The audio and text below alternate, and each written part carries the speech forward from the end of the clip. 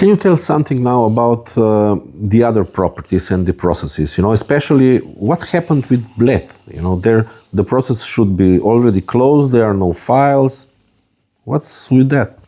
Well, what can I say? I mean, when all the properties were confiscated and my grandfather was put in jail and everybody else put in jail as well, all the rest of the family, they were all documented. There was a whole file with documentation of all the properties that got confiscated. And we're talking about 3 villas in Bled, fully furnished. A bank here in Ljubljana with gold. The building here in Wolfov 1, fully furnished. We're talking about art that was hanging on the walls. We're talking about furniture that was very valuable. Where all these things are gone was all documented, but incredibly enough, the entire Meyer file disappeared from the archive of the Slovenian government. Nobody knows where it went. We looked for it, we couldn't find it. So it's possible that she got the money and took it for herself? Very possible. I don't have a proof, but it is possible. There were a lot of things, a lot of art, a lot of furniture. There were even 3 cars. Not that the cars were particularly valuable today, but there were a lot of properties. There was gold in the bank. Where all this stuff went?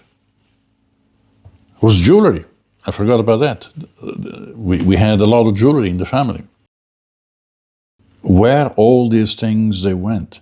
My mother gave her full powers to regain all these properties, to reclaim all these properties from the Slovenian government. And the file disappeared. I mean, it's the only file that doesn't exist. Who took it? My suspicion? She took it.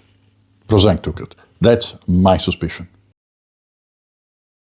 Who else would have taken that file?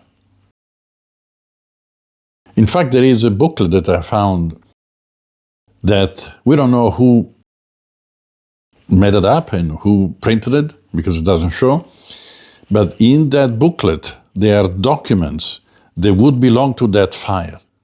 And at the end of this booklet, there is a 2-page letter from Tjaša Prozenk. So if she participated to that booklet, that means that she had access to these documents that could only have been in that file. So to me, there is an indirect proof that she had access to that file. And if that file has disappeared with all the list of the properties that were confiscated, I could assume that maybe she is the one that has the file and that she got it and she never returned it. I cannot prove that, but that is an assumption that I can logically make.